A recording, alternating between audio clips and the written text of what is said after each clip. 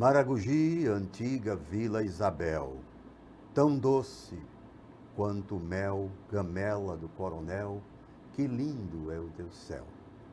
Que mar tão risonho, teu padroeiro é Santo Antônio, pisando nesse fértil chão de Deus a proteção. São Bento, teu primeiro padroeiro, do alto abençoa o povoado inteiro, descendo do teu monte ligeiro, em teu rico manguezal, quanto caranguejo. Padre José, sem maldade, ousou dizer, só os daqui podem te conhecer. Maragogi, nosso bem-querer, o mundo que te ver. Isso é um trecho de Maragogi, antiga Vila Isabel, um poema do padre Alex Rufino, que nos dá a honra aqui da sua presença no nosso programa Café com Poesia. Prazer imenso recebê-lo aqui, padre Alex. Satisfação, sou seu admirador e ser amigo da minha família, mas independente de qualquer coisa, é um homem que produz literatura, né? Então, aqui o programa tem imensa honra em recebê-lo. Obrigado, Chico, pela acolhida, e a satisfação é minha de poder estar com você mais uma vez e da gente poder falar alguma coisa nesse aspecto literário. Eu não sou assim de tanta produção, mas me esforço para produzir alguma coisa que seja útil para a historiografia da minha cidade de São Luís do Quitunde, como também da cidade de Maragogi e também na área poética. Como é que iniciou toda essa trajetória na literatura? Como foi? Primeiro como leitor, depois como escritor? Sim, como leitor, eu aprendi muito a ter o gosto pela leitura com uma grande amiga, Bem-vinda Buarque, que é da família Buarque de São Luís do Quitunde. E ela era uma grande incentivadora à leitura, inclusive na catequese de Crisma, ela incentivava muita gente a ler. E quando eu entrei no seminário em Recife, na congregação salesiana, no ano de 96, eu recebi um desafio da Escola de Artes e Ofícios, Dom Bosco, que é administrada pela congregação salesiana, de fazer um trabalho de conclusão do curso. E a personalidade para esse trabalho era Dom Bosco. E eu escrevi, naquela época, naquele ano, eu escrevi a biografia de Dom Bosco.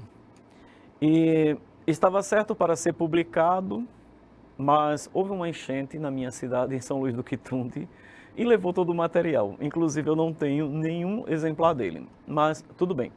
E a partir daí, quando eu cheguei no seminário de Maceió,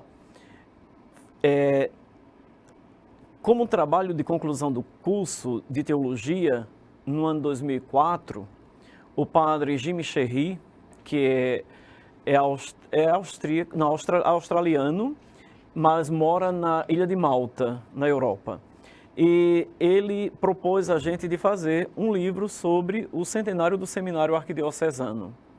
E fomos coautores, Padre Jimmy, Padre Fernando, que é de Viçosa, que está em Viçosa hoje, Padre Wendel, que é o pároco da paróquia da Catedral de Palmeira dos Índios, e eu. E nós fizemos o Seminário de Maceió, 100 anos de história, uma história de 100 anos. E a partir daí também eu já estava pesquisando sobre a cidade de São Luís do Quitunde, mas eu só pude publicar o livro de São Luís do Quitunde no ano 2005, quando eu estava fazendo, ou melhor, 2015, quando eu já estava fazendo 10 anos de padre. Quando eu celebrava meus 10 anos de ministério sacerdotal, eu publicava este livro sobre São Luís do Quitunde, que teve o título São Luís do Quitunde, Sua História e Sua Gente. E aí a coisa foi acontecendo ainda mais, eu participei de antologias, como membro da Academia Quitundense de Letras. Eu também participei de 2 antologias da Academia Quitundense de Letras e participei também da antologia da Academia Maceuense de Letras e da Real Academia de Letras de Porto Alegre, que também eu sou sócio correspondente. Então, aí foi acontecendo.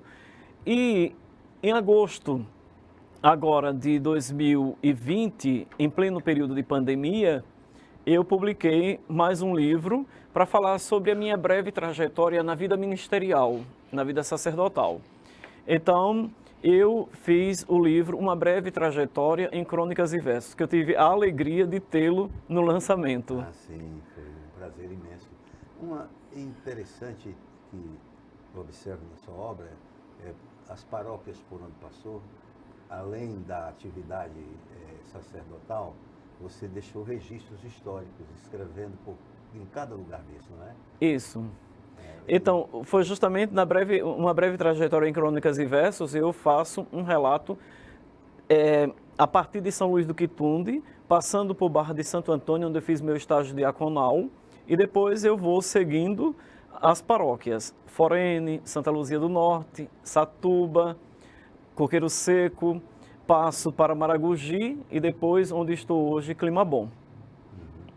É interessante, quer dizer, esse livro aqui, que é um livro, esse aqui, que Maragogi, que é a antiga Vila Isabel, era o nome de Maragogi anteriormente. Isso, Maragogi teve 3 nomes. Maragogi, ele teve como povoação, foi chamado de Gamela. Quando passou a ser vila de Santa Isabel. E, por fim, ficou Maragogi.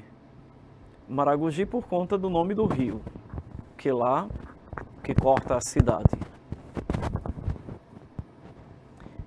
E este livro de Maragogi, Antiga Vila Isabel, Maragogi de Todos os Tempos, foi pensado, a princípio, para celebrar os 300 anos da Igreja de São Bento, a freguesia de São Bento.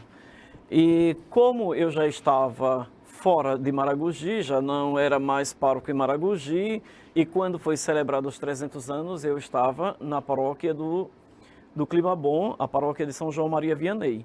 Aí eu peguei e ampliei o livro, que ia só falar da freguesia, da paróquia, da antiga paróquia, aí ampliei para falar de todas as dimensões que envolvem o município de Maragogi. E esse mosteiro que foi quer dizer, o que restou de ruínas, teve uma restauração do IFAM, não é? Isso. Então, na verdade, esse chamado mosteiro, na verdade não era bem um mosteiro. Era um hospício, um lugar de hospedagem dos monges, que saíam de Olinda para a missão de Santo Amaro. Então, como os meios de transporte eram precários e demorava-se muito essa missão, essa viagem, então eles preferiam fazer alguns pontos de paragem. Fazia o ponto de paragem em Maragogi, no povoado São Bento, fez uma paragem também em Santa Luzia do Norte, por isso ali no Oiteiro. Então, aos pés do Oiteiro está justamente a pretensa ou suposta edificação do outro hospício de São Bento em Santa Luzia do Norte. Então, essa missão de São Bento, ela passa pelo território de Pilar, de Atalaia hoje. Então, era uma missão com um percurso longo. E ele vai deixando os monges vão deixando alguns sinais da presença deles. Deixou sinal em Maragogi, eu falo aqui em Alagoas. Deixa sinal em Maragogi, deixa um sinal também, na minha concepção, em Paripoeira, com a igreja de Santo Amaro de Paripoeira, porque também eles exercem uma missão ali, essa missão de Santo Amaro passa por ali também. Então, como é um monge beneditino também, Santo Amaro, então eles também trabalharam ali e deixaram esse sinal. E segue também Santa Luzia. Não sei, Chico, se você consegue observar lá em Santa Luzia do Norte, existe uma imagem de um tamanho não muito grande, é pequena. Ela é feita em terracota. E essa imagem é uma imagem de Santo Amaro. Está lá na igreja de Nossa Senhora, de Santa Luzia, aos pés de Nossa Senhora das Dores. Então ali tem uma imagem de Santo Amaro. E supõe-se que esta imagem é fruto dessa missão de Santo Amaro, que vem passando por todo esse percurso. Então, aí essas ruínas, elas, ao longo do tempo, o povo queria, por curiosidade e por notícia falaciosa, de que ali se escondiam muitos tesouros, e o povo começou a escavar a igreja para ver se realmente tinha um tesouro. E nessas escavações, claro, chegou às ruínas da igreja. E a igreja veio a ruir, e algumas pessoas mais antigas do povoado têm conhecimento e imagens fotográficas do tempo em que a igreja estava ainda edificada. Quer dizer, uma imagem na mente, né? Essa fotografia mental. Sim, eu acho muito interessante essa história, inclusive porque lá em Santa Luzia também tinha uma outra igreja, que era em frente à igreja da Matriz, não era? Chamava Igreja do Rosário, né? Isso, a Igreja do Rosário. O período colonial a gente sabe como era que as coisas se estruturavam. Então, a divisão de classe e a divisão também de raças, não é isso? Então, não podia estar nos mesmos ambientes. E, por isso, a igreja, Nossa Senhora do Rosário, dos negros, ou dos pardos, ou dos pretos. Então, essa igreja sempre também edificada pelas mãos de pessoas escravas também, então, que edificaram e podiam frequentar ali. Mas houve uma notícia que a igreja ia ruir e que causava risco para o pessoal que passava, porque ela estava numa passagem, e acharam por bem demolir a igreja. O reverendo, aquela igreja, que chamava Igreja do Rosário, qual era o estilo dela? Então, ela segue o mesmo estilo arquitetônico da de Santa Luzia, não é? Uhum. Ela segue o mesmo estilo arquitetônico, porém ela tinha uma torre, e não era uma igreja de 2 torres, porque ela precisava pagar, mas ela se caracterizava como uma igreja barroca litorânea. Era mais puxada para o barroco litorâneo, o barroco do litoral, que não é tão preenchido de motivos. Uhum, entendi.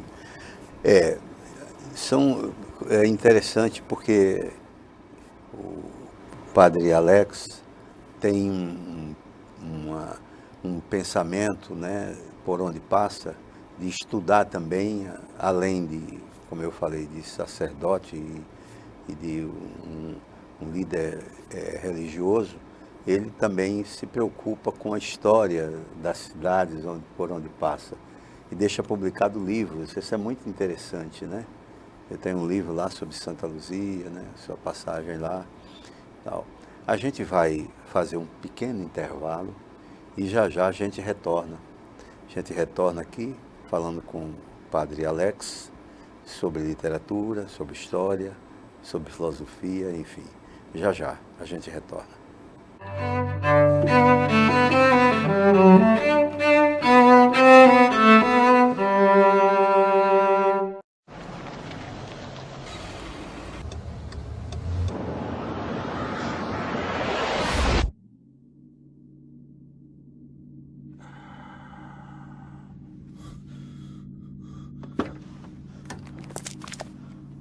Mate, I'm so sorry. I thought there was time. He's just pulled out. I don't have time to stop. Well, come on, mate. It was a simple mistake. I don't know if I was going a bit slower. Please. I've got my boy in the back.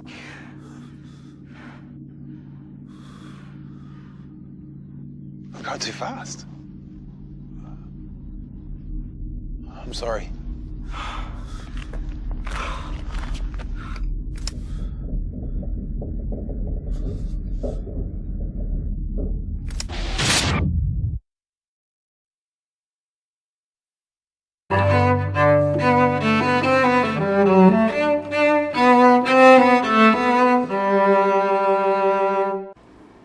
Retornamos então ao programa Café com Poesia e hoje é uma honra ter aqui o Padre Alex.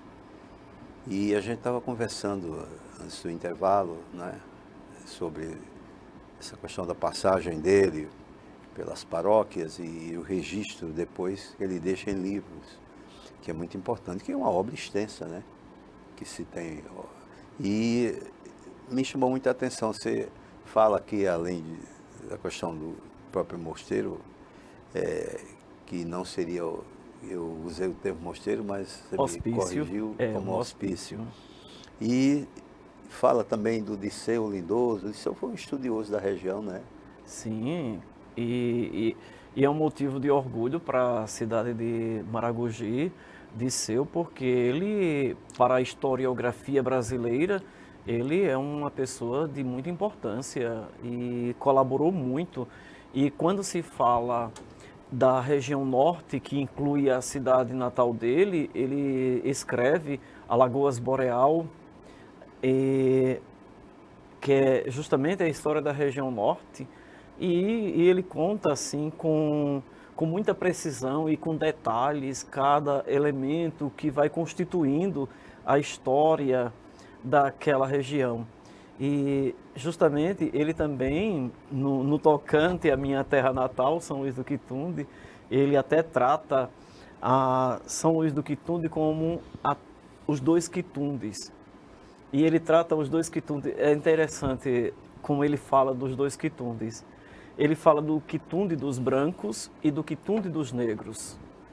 E eu também trato desses aspectos, claro que tem como fonte Disseu Lindoso, e eu trato disso no livro de São Luís do Quitunde, e mostro como existia essa divisão de classe e o que estabelecia essa divisão de classes em São Luís do Quitunde. Era o rio que cortava os dois quitundes, porque o quitunde dos negros era o antigo quilombo Quitunde, para onde os negros se refugiavam e formavam, não era, e muitos dali também saíram para a luta do Quilombo dos Palmares. Tiveram tanto brancos como negros que foram para o Quilombo. Os brancos foram lutar contra os negros e os negros também foram lutar contra os brancos, numa defesa. E em São Luís do Quitunde existe essa divisão. E os dois quitundes era perceptível que um era formado de pessoas de pele clara e o outro formado de peles negras. Era assim constituído, formado. E impressionante que Disseu Lindoso diz que o quitunde dos negros, depois do quilombo, quer dizer, quando a coisa vai se evoluindo, o quitunde dos negros ele se forma como Penedo, em torno do rio, mas em forma de círculo. E Disseu Lindoso vai mostrando assim que o quitunde de Quincas, do Joaquim Cavalcante, é um, e o quitunde o quilombo é outro. Então são dois quitundes. O quitunde, ele diz, o que está nos pés do oiteiro, quer dizer, e ali aos pés do oiteiro, ele diz também que existia uma ermida dedicada a São Luís de França, que a primeira família que chega em São Luís do Quitunde, que é a família Pimentel, traz essa imagem também. Sim. É uma família católica que vai espalhando em todos os engenhos que vão construindo por ali, vai colocando os santos. Esta família, claro, recebe lá de Cristóvão Lins, de Porto Calvo, recebe parte dessa Sesmaria e ali no Vale do Santo Antônio Grande, ele vai constituindo e até chegar realmente a família Cavalcante, que vai adquirir o engenho Quitunde, que vai presentear também o Manuel Cavalcante, vai presentear o seu filho Joaquim Cavalcante, e Joaquim Cavalcante, que era de tendência abolicionista, e que abandonou o curso de medicina já no 6º ano na Bélgica. E o que acontece? Ele, com tendência abolicionista, ele praticamente passa pouquíssimo tempo, chega um amigo que vai projetar a cidade de São Luís do Quitunde, que ele pediu, a pedido dele, e ele se transfere para essa nova povoação, quase que abandonando o engenho e vendo o engenho para uma outra família, que é uma outra família também portuguesa, que é a família Carvalho. E a família Carvalho adquire esse engenho Quitunde, e o Quincas, que tinha tendência abolicionista, não queria manter, muito embora estivesse às vésperas de acontecer a Lei Áurea, a assinatura da Lei Áurea. Mas ele, claro, já tinha essa pretensão de libertar os negros do seu engenho, o Joaquim Cavalcante. Ele veio com essa tendência, claro. Na Europa, muita gente já falava, claro, dessa escravidão do Brasil com um olhar muito negativo, e era de fato. E ele, claro, mesmo sendo filho de senhor de engenho, mas ele trazia isso na sua mente, essa pretensão de libertar os negros. Que bom! A gente está recebendo aqui uma aula de história da região ali do litoral norte, especificamente sobre São Luís de Quitunde, né? Isso, mas Dirceu Lindoso é uma figura extraordinária. Eu o conheci, assim, já muito próximo dele adoecer e chegar a óbito. Eu conheci pouco, mas a gente falava e ele dizia: pela cor da sua pele, você devia ser do Quitunde do Quilombo.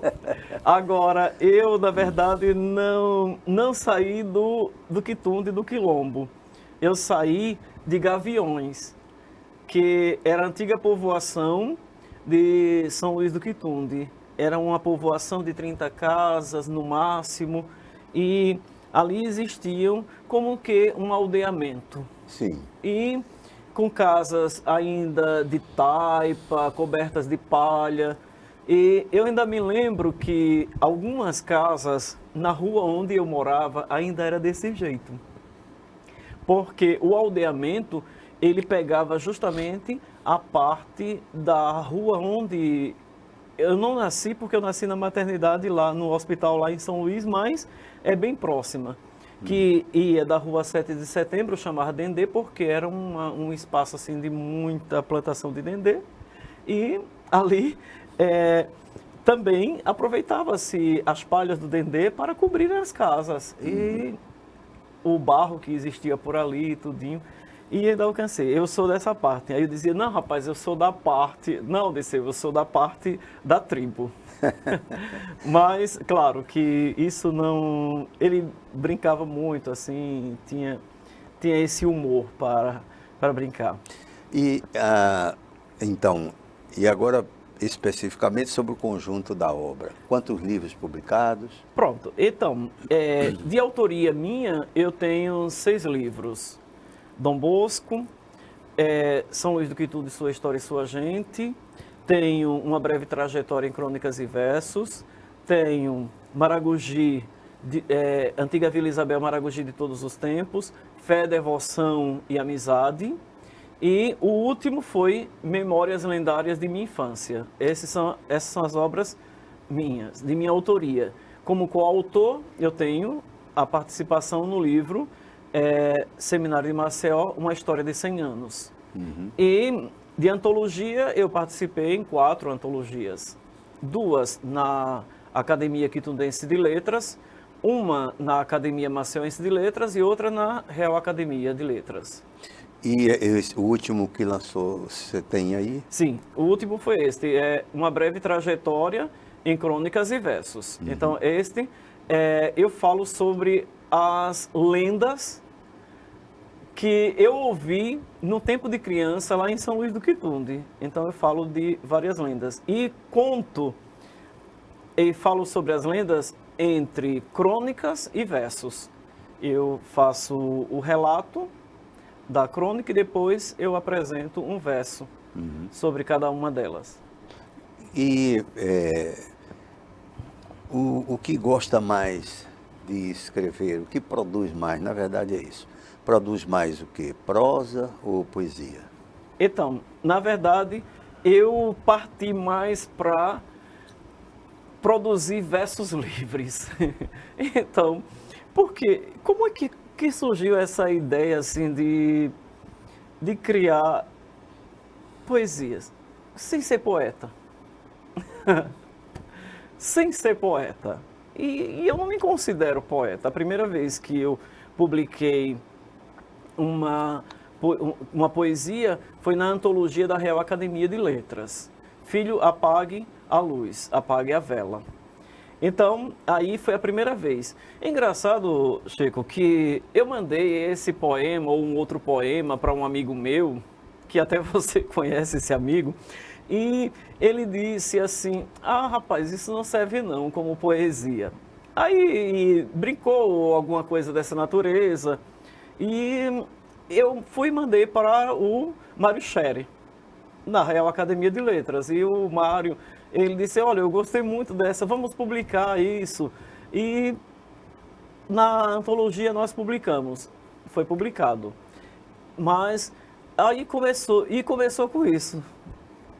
Então, a poesia ela tem que seguir uma estrutura e para isso, como eu vou aprender a fazer poesia? Aí eu pedi, Moésio, me ensine a fazer poesia.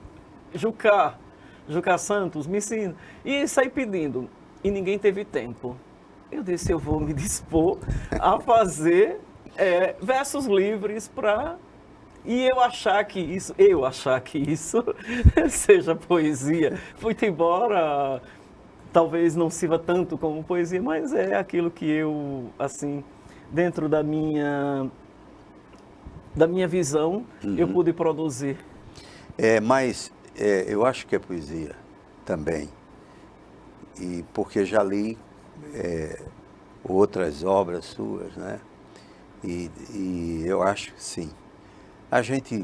Uma pena no programa é exatamente isso, quando a gente está nesse papo gostoso, aí chega o momento de encerrar, e a gente está nesse momento, queria agradecer muitíssimo a sua presença aqui, e dizer que vai retornar outras vezes para cá, para a gente bater um papo, conversar. Aqui o programa está de portas abertas. Muitíssimo grato, viu?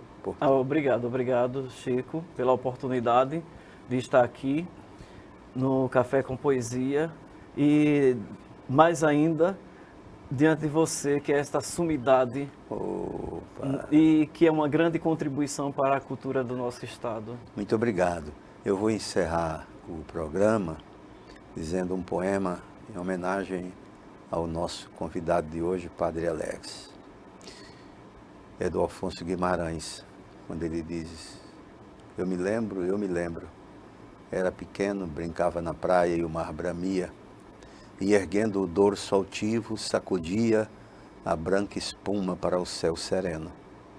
E eu disse à minha mãe neste momento, que dura orquestra, que furor insano, que pode haver maior que o oceano, ou que seja mais forte que o vento. Minha mãe, a sorrir, olhou para os céus e respondeu: um ser que nós não vemos, que é maior que o mar que nós tememos, mais forte que o tufão. Meu filho, é Deus. Até o nosso próximo encontro.